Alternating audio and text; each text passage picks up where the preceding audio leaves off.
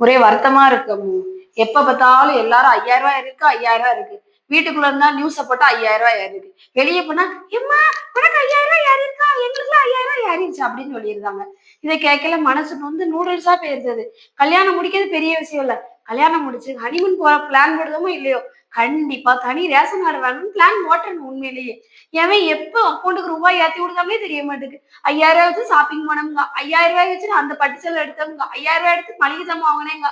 அப்ப இத்தனை நாள் என்னத்த வச்சு ஓட்டியிருப்பாங்கன்னு எனக்கும் தெரிய மாட்டேங்குது. ஒருவேளை நம்ம வயித்தெரிச்சலுக்காண்டி இப்படி சொல்லுதாங்களான்னு தெரிய மாட்டேங்குது. 1000 ஏறினே எனக்கு அவ்வளவு கஷ்டமா இருக்கும். வருஷத்துக்கு 12,000 அப்படின்னு. இப்ப மொத்தமா 5000 போட்டு விட்டான். எனக்கு தூக்கமே வர மாட்டேங்குது. காலையில எந்திரிச்சு தொழிக்க போனாலும் இதான் பேச்சு. வெளியே போனாலும் இதான் பேச்சு. என் மனசே வந்து நூடுல்ஸ் ஆயிடுச்சு. எனக்கு இல்ல, எனக்கு இல்ல. 5000 உண்மையிலேயே எனக்கு இல்ல. இது என்னைய மாதிரி எத்தனை பேருக்கு 5000 வராம இருக்கும். அவங்க எல்லாம் எவ்வளவு தூரம் புலம்பிருப்பாங்க. சரி ரொம்ப கஷ்டமா இருக்கு எனக்கு. கண்டிப்பா சொல்லுதேன். அனிமன் போய் பிள்ளை குட்டி பக்கம் முக்கியம் கிடையாது. ரேஷன் கார்டை வாங்கிடணும். எவன் கையில கால்ல விழுந்தாலும் ரேஷன் கார்டை வாங்கி அடுத்த தடவை எப்படியாவது நம்மளுக்கும் 1000 வருது